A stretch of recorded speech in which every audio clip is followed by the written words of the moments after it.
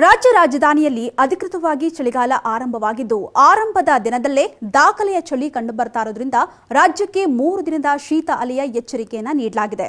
ಹೌದು, ಈ ವರ್ಷ ವಾಡಿಕೆಗಿಂತ ಮಳೆ ಹಾಗೂ ಭೂಮಿಯಲ್ಲಿ ತೇವಾಂಶ ಹೆಚ್ಚಾಗಿರತಕ್ಕಂತ ಹಿನ್ನೆಲೆ ಚಳಿಯ ಪ್ರಮಾಣ ಹೆಚ್ಚಾಗಿದೆ. ಅಲ್ಲದೆ ಮೋಡ ಕವಿದ ವಾತಾವರಣ ಹಾಗೂ ಸೈಕ್ಲೋನ್ ಎಫೆಕ್ಟ್ನಿಂದಾಗಿಯೂ 5 ರಿಂದ 6 ಡಿಗ್ರಿ ಸೆಲ್ಸಿಯಸ್ ಉಷ್ಣಾಂಶ ಇಳಿಕೆಯಾಗಿದೆ.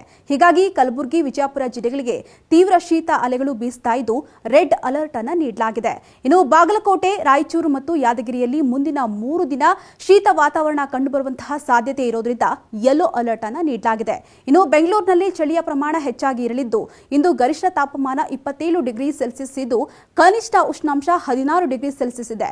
ಇನ್ನು ರಾತ್ರಿ ವೇಳೆ ಕನಿಷ್ಠ ಉಷ್ಣಾಂಶ 15 ರಿಂದ 12 ಡಿಗ್ರಿಗೆ ಕುಸಿಯುವಂತಹ ಸಾಧ್ಯತೆ ಇದೆಯಂತೆ. ಇನ್ನು ಈ ವಿಪರೀತ ಚಳಿಯಿಂದಾಗಿ ಆರೋಗ್ಯದ ಮೇಲೂ ಭಾರಿ ಪರಿಣಾಮ ಬೀರುವಂತಹ ಸಾಧ್ಯತೆ ಇದ್ದು ಜನರು ಆರೋಗ್ಯದ ಮೇಲೆ ನಿಗಾ ಇಡುವಂತೆ ಹವಾಮಾನ ಇಲಾಖೆ ಎಚ್ಚರಿಕೆಯನ್ನು